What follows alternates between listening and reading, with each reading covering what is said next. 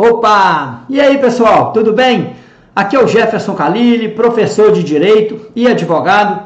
Hoje nós vamos falar sobre um tema muito importante do processo penal, que é a prisão, certo? Mas antes da gente começar a nossa aula, eu quero pedir a vocês para que sigam, para que se inscrevam no nosso canal aqui do YouTube, para que ativem o sininho das notificações e caso vocês tenham gostado do nosso canal, indique a seus amigos, seus colegas de faculdade, para quem está estudando aí para concurso, combinados?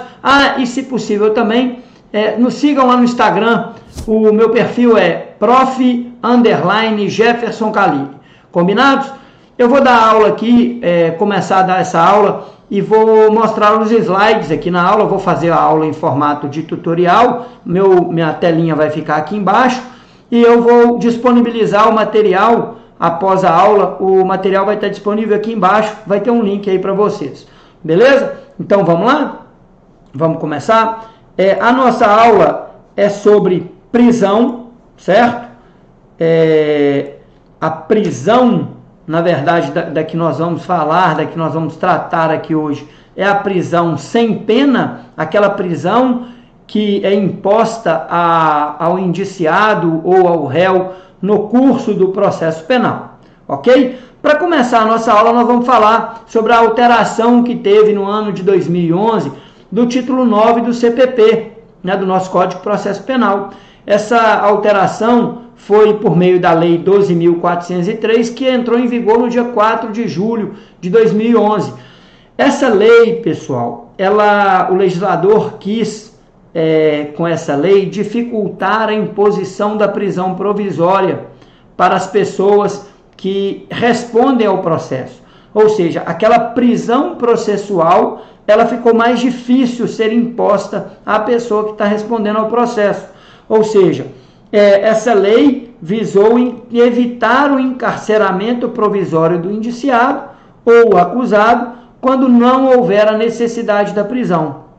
Então, o juiz, ao avaliar aquela prisão em flagrante, ele vai ver, vai analisar a necessidade de imposição ou não da prisão preventiva daquela pessoa, certo?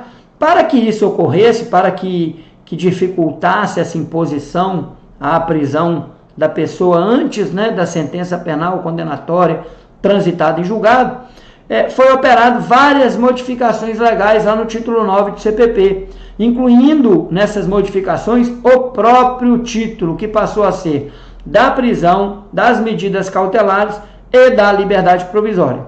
Eu vou dividir essa aula de hoje em algumas aulas. Hoje nós vamos começar a falar da prisão propriamente dita. Em outras aulas nós vamos abordar as medidas cautelares diversas da prisão, a liberdade provisória, entendido? Então vamos lá. Pessoal, então a liberdade provisória, a prisão provisória, ela passou a ser analisada de uma forma mais cautelosa, de uma forma mais rígida, pelo juiz, para que essa pudesse ser imposta. Ou seja,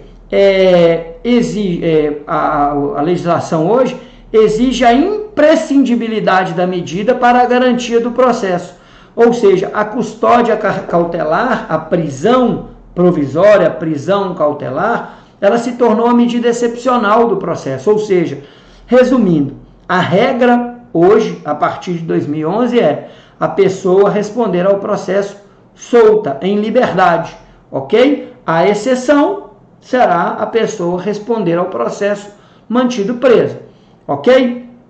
E para que isso ocorra, para que isso se desenvolva, é necessário a gente saber o seguinte: quais as situações hoje que a pessoa pode ser preso? Porque existe uma diferença entre ser preso e permanecer preso. Para que a pessoa seja presa, ela pode ser presa em 3 situações. Ou seja, a primeira situação, flagrante delito, ou seja, quando a pessoa está praticando um crime ou acabou de praticar. a polícia militar ou polícia civil ou qualquer um do povo pode efetuar a prisão em flagrante daquela pessoa que está praticando o crime. Mais para frente, em outras aulas, nós vamos falar também sobre a prisão em flagrante com mais detalhes. Mas para essa aula aqui, o que eu quero que vocês entendam é ser preso flagrante, prisão preventiva, que é aquela prisão decretada pelo juiz, e prisão temporária. Então, dessas três formas, a pessoa pode ser presa. E permanecer presa? Quando que a pessoa, o acusado, ele pode permanecer preso? Antes da vigência dessa lei, que alterou o Código de Processo Penal, né, dessa lei de 2011, que alterou o Código de Processo Penal, o que acontecia? A pessoa podia permanecer presa em flagrante. Hoje não. Hoje você só pode permanecer preso em duas situações: prisão temporária ou prisão preventiva, exatamente. Então, o juiz tem que determinar, tem que autorizar a sua prisão, né, determinar a sua prisão temporária ou a sua prisão preventiva para que aquela pessoa seja presa, continue presa no curso do processo. Entendido? Então, ser preso, três situações: flagrante delito, prisão preventiva e prisão temporária. E para permanecer preso, prisão temporária e prisão preventiva. Entendido? Então, na observação aqui, a prisão em flagrante perdeu o caráter de prisão provisória. Então, antes dessa alteração, era permitido, a lei não se opunha à pessoa ficar presa em flagrante, permanecer presa em flagrante. Então, ninguém mais responde a um processo criminal estando preso em flagrante. Em outras palavras, a pessoa é presa em razão da flagrância, mas não permanece nessa condição por muito tempo. Ficou claro?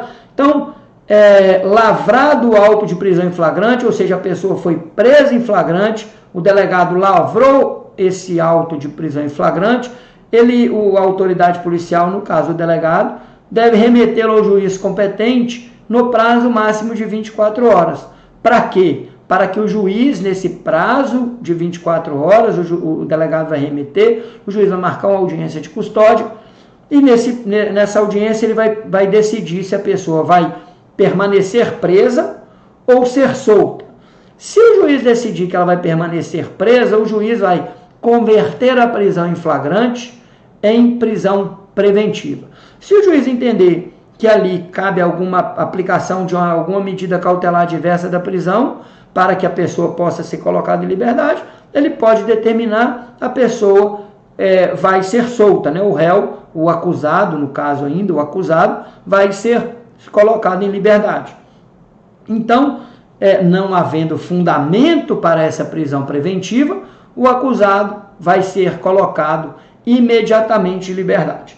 E quais fundamentos serão esses para a determinação da prisão preventiva?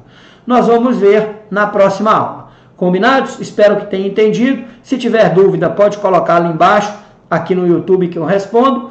E esperamos você. Até a próxima. Um abraço.